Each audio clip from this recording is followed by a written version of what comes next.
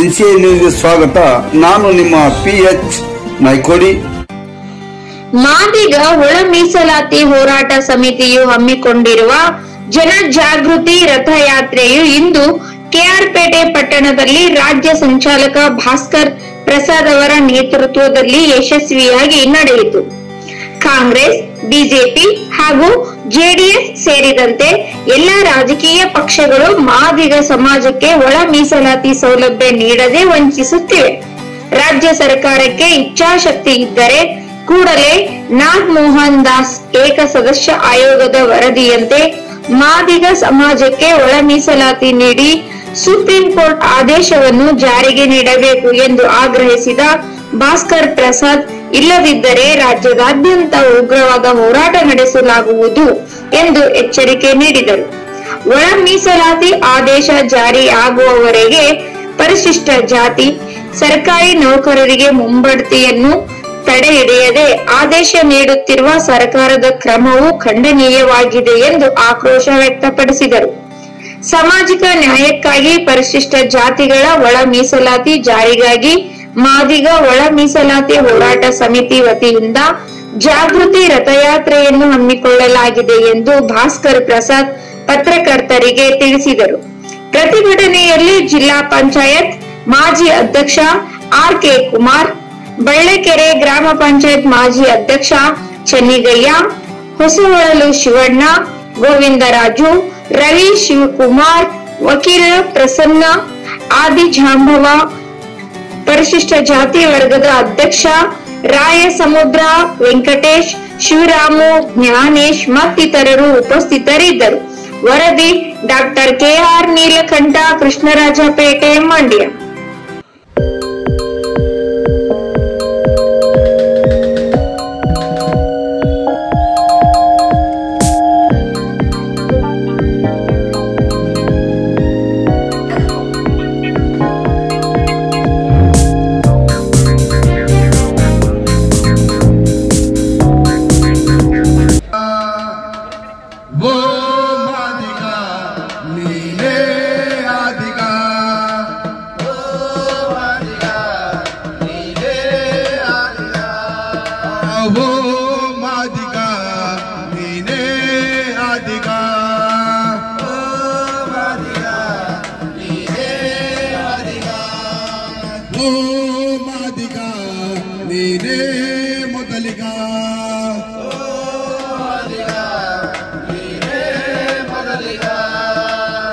ಮಾದಿಗ ಮಹಾರಾಜ ನೀನೆ ಮೋದಿ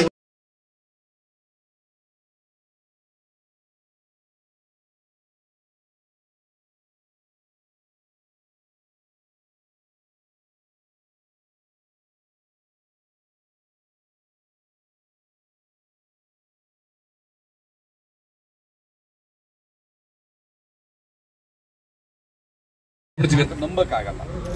ಹಾಗಾಗಿ ನಾವು ಹೆಚ್ಚಿನ ಜನಜಾಗೃತಿಯನ್ನು ಮೂಡಿಸ್ತಾ ಹೋದ್ರೆ ಆ ಒತ್ತಡ ಸರ್ಕಾರದ ಮೇಲೆ ಬರುತ್ತೆ. ಒಂದು ಎರಡನೇದು, 2 ತಿಂಗಳು ಅವಧಿ ತಗೊಂಡಂತಹ ಈ ಸರ್ಕಾರದಲ್ಲಿ ಸಮಾಜ ಕಲ್ಯಾಣ ಇಲಾಖೆ ಸಚಿವರಾಗಿರುವಂತಹ HC ಮಾದೇವಪ್ಪನವರು ಬ್ಯಾಕ್ಲಾಗ್ ಮತ್ತೆ ಹೊಸ ನೇಮಕಾತಿಗಳನ್ನ ಮತ್ತು ಬಡ್ತಿ ನೇಮಕಾತಿಗಳನ್ನ ಮಾಡ್ತಾ ಇದ್ದಾರೆ. ಇದು ಅಕ್ರಮ, ಕಾನೂನು ಬಾಹಿರ. ಯಾಕೆಂತಂದ್ರೆ ಕ್ಯಾಬಿನೆಟ್ ಅಲ್ಲಿ ಆದಂತಹ ಡಿಸಿಷನ್ ನ ವೈಲೇಷನ್ ಮಾಡಿ ಅವ್ರು ಮಾಡ್ತಾ ಇದ್ದಾರೆ.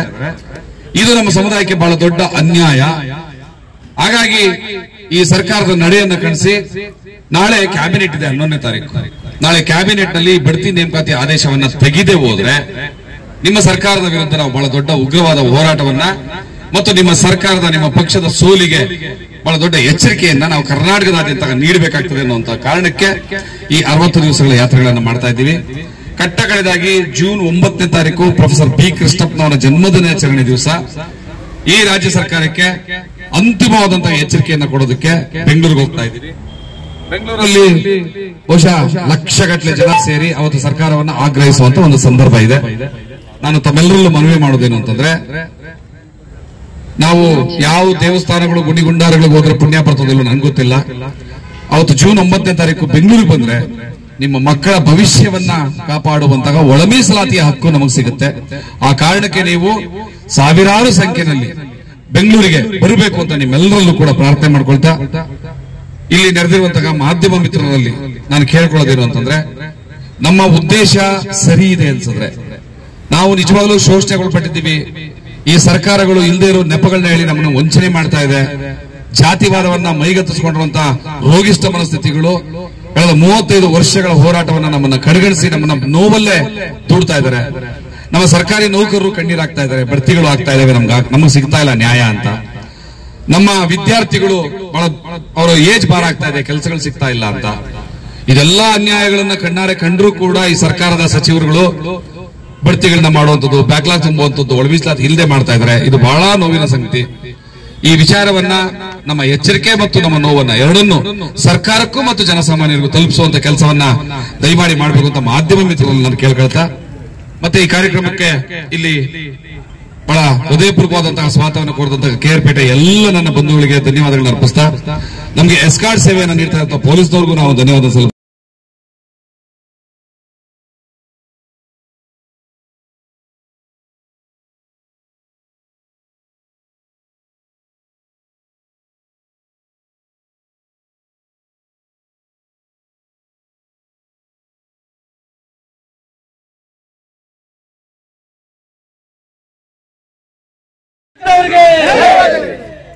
ಬಾಬಾ ಸಾಹೇಬ್ ಅಂಬೇಡ್ಕರ್ ಅವರಿಗೆ, ಜಗಜೀವನ್ ರಾಮ್ಗೆ, ಒಳ ಮೀಸಲಾತಿ ಹೋರಾಟಕ್ಕೆ,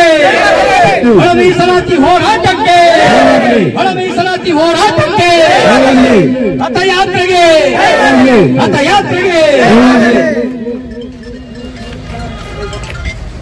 ಎಲ್ರಿಗೂ ನಮ್ಮ ಕ್ರಾಂತಿಕಾರಿ ರಥಯಾತ್ರೆ ತಂಡದ ಪರವಾಗಿ ಧನ್ಯವಾದಗಳು. ಪ್ರೀತಿಯಿಂದ ಅಭಿಮಾನದಿಂದ ಬರಮಾಡಿಕೊಂಡಿದ್ದೀರಿ. ಮಲೆ ಮಹದೇಶ್ವರ ಬೆಟ್ಟದಿಂದ ಪ್ರಾರಂಭವಾದಂತಹ ಈ ರಥಯಾತ್ರೆ ಬೀದರ್ಗೆ ತಲುಪಿ ಮತ್ತೆ ಬೆಂಗಳೂರು ವಾಪಸ್ ಬರೋಷ್ಟಕ್ಕೆ ಸರಿಸುಮಾರು 18ರಿಂದ 20,000 ಕಿಲೋಮೀಟರ್ಗಳನ್ನ ಕ್ರಮಿಸ್ತೀವಿ. ಪ್ರಾರಂಭದಲ್ಲಿ ನಾವು ಅಂದ್ಕೊಂಡಿದ್ವಿ ಇದು 4,000 ಕಿಲೋಮೀಟರ್ ಯಾತ್ರೆ ಅಂತ. ಅಂದ್ರೆ ಮತ್ತು ಮೈಸೂರು 2 ಜಿಲ್ಲೆಗಳನ್ನು ಮುಗಿಸುವಷ್ಟೊತ್ತಿಗೆ 800 ಕಿಲೋಮೀಟರ್ ಓಡಾಡಿದ್ವಿ. ಇನ್ನು 30 ಜಿಲ್ಲೆಗಳು, ಅದರಲ್ಲೂ ಬಹಳ ದೊಡ್ಡ ದೊಡ್ಡ ತಾಲೂಕುಗಳು, ಜಿಲ್ಲೆಗಳು ಇರುವಂತಹ ಉತ್ತರ ಕರ್ನಾಟಕ ಭಾಗದಲ್ಲಿ ತಲುಪುವಷ್ಟೊತ್ತಿಗೆ ನನ್ನ ಅಂದಾಜಿನ ಪ್ರಕಾರ 18ರಿಂದ 20,000 ಕಿಲೋಮೀಟರ್ಗಳನ್ನ ಈ 60 ದಿವಸದಲ್ಲಿ ಓಡಾಡ್ತೀವಿ. ಇದರ ಮುಖ್ಯ ಉದ್ದೇಶ ನಮ್ಮ ಒಳ ಮೀಸಲಾತಿ 35 ವರ್ಷಗಳ ನಿರಂತರವಾದಂತಹ ಹೋರಾಟ ಒಳ ಮೀಸಲಾತಿ ಜಾರಿಯಾಗಬೇಕು. ಈ ಒಳ ಮೀಸಲಾತಿ ಜಾರಿಗೆ ಸರ್ಕಾರ 2 ತಿಂಗಳ ಕಾಲಾವಕಾಶ ತಗೊಂಡಿದೆ. ಮತ್ತೆ ಯಾಕೆ ರಥಯಾತ್ರೆ ಅನ್ನೋ ಪ್ರಶ್ನೆ ಬರ್ತದೆ. ಈ ಸರ್ಕಾರ 35 ವರ್ಷಗಳಿಂದಲೂ ಇವತ್ತಾಯ್ತು ನಾಳೆ ಅಂತ ಈಗ ವಂಚನೆ ಮಾಡಿಕೊಂಡೇ ಬಂದಿದೆ. ಈ 2 ತಿಂಗಳ ಅವಧಿಯನ್ನ ಮಾಡ್ಬಿಡ್ತಾರೆ, ಇದಾಗೋಗ್ಬಿಡುತ್ತೆ ಅಂತ ನಂಬ್ಕೊಂಡು ಇಲ್ಲಿ ನಾವಿಲ್ಲ. ಅಂತಹ ನಂಬಿಕೆಗೆ ಅರ್ಹವಾದಂತಹ ಯಾವುದೇ ಸರ್ಕಾರಗಳು ಇಲ್ಲಿವರೆಗೂ ನಮಗೆ ಕಂಡಿಲ್ಲ. ಅದು ಸಿದ್ದರಾಮಯ್ಯ ಸರ್ಕಾರ ಆದ್ರೂ ಅಷ್ಟೇ, ಬೊಮ್ಮಾಯಿ ಸರ್ಕಾರ ಆದ್ರೂ ಅಷ್ಟೇ, ಕುಮಾರಸ್ವಾಮಿ ಸರ್ಕಾರ ಆದ್ರೂ ಅಷ್ಟೇ. ಯಾಕಂದ್ರೆ ಸಿದ್ದರಾಮಯ್ಯನವರು ಈ 2023ರ ಚುನಾವಣೆಗೆ ಮುಂಚೆ ನಾವು ಅಧಿಕಾರಕ್ಕೆ ಬಂದ ಮೊದಲ ಕ್ಯಾಬಿನೆಟ್ ನಲ್ಲೇ ಒಳ ಮೀಸಲಾತಿಯ ಪ್ರಪೋಸಲ್ ಅನ್ನು, ಸದಾಶಿವ ಆಯೋಗದ ವರದಿಯನ್ನ ಕೇಂದ್ರ ಸರ್ಕಾರ ಕಳಿಸ್ತೀವಿ ಅಂತ ಹೇಳಿದ್ರು. 2 ವರ್ಷ ಆದ್ರೂ ಅದ್ರ ಬಗ್ಗೆ ಮಾತಾಡಲಿಲ್ಲ. ಕಾರಣ ಏನು ಅಂತಂದ್ರೆ ಬಿಜೆಪಿಯವರು ಅದನ್ನ ರದ್ದುಪಡಿಸ್ಬಿಟ್ಟಿದ್ದಾರೆ ಅಂತ. ಇದೆಂತ ವಂಚನೆಯ ಮಾತು ಅಂತಂದ್ರೆ, ಇದೇ ಸಿದ್ದರಾಮಯ್ಯನವರು ಚುನಾವಣೆಗೆ ಮುಂಚೆ ಪ್ರಣಾಳಿಕೆಯನ್ನ ಮಾಡ್ತಾರಲ್ಲ ಕಾಂಗ್ರೆಸ್ನವರು, ಆ ಪ್ರಣಾಳಿಕೆಯಲ್ಲಿ ಸದಾಶಿವ ಆಯೋಗದ ವರದಿಯನ್ನು ನಾವು ಜಾರಿಗೆ ತರ್ತೀವಿ ಅಂತ ಮಾತಾಡಿದ್ರು. ಆದ್ರೆ ಚುನಾವಣೆಗೆ ಮುಂಚೆ ಇದ್ದಂತಹ ಬಿಜೆಪಿ ಸರ್ಕಾರ ಸದಾಶಿವ ಆಯೋಗದ ವರದಿಯನ್ನ ರದ್ದುಗೊಳಿಸಿದ್ದೀವಿ ಅಂತ ಹೇಳಾಗಿತ್ತು. ಅದ ನಂತರ ಇವರು ಚುನಾವಣೆ ಪ್ರಣಾಳಿಕೆಯಲ್ಲಿ ಅದನ್ನ ತಂದಿದ್ದಾರೆ ಅಂದ್ರೆ ಅದರ ಅರ್ಥ ಅದನ್ನ ಕಾನೂನುಬದ್ಧವಾಗಿ ರಿಸ್ಟೋರ್ ಮಾಡಿ ಜಾರಿ ತರಕ್ಕೆ ಅವಕಾಶ ಇದೆ ಅಂತ. ಹಾಗಿದ್ರೆ ಅವ್ರು ಹೇಳಿದಾಗೇನೆ ಮೊದಲನೇ ಕ್ಯಾಬಿನೆಟ್ ಅಲ್ಲಿ ಅದನ್ನ ಜಾರಿಗೊಳಿಸಬಹುದು.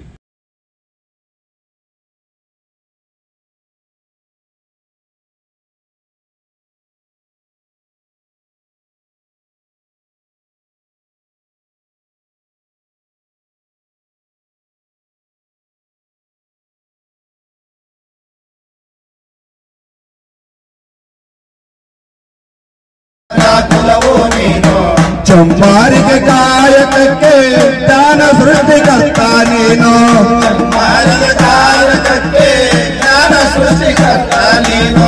ಓ ಮಾದಿಗ ನೀನೇ ಆದಿಗ, ಮೇಳ ನುಡಿಸುತ್ತಿದೆ ಜಾನಪದ ಲೋಕ ನಿನ್ನ ತಾಳಕ್ಕೆ ತಲೆದೋಗುತ್ತಿದೆ.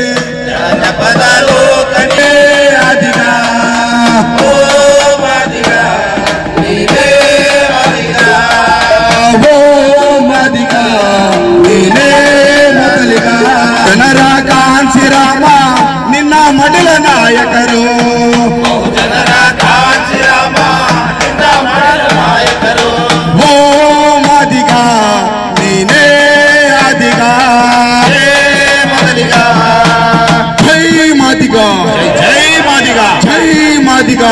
ಜೈ ಮಾದಿಗ ಜೈ ಮಾದಿಗ ಜೈ ಜೈ ಮಾದಿಗ.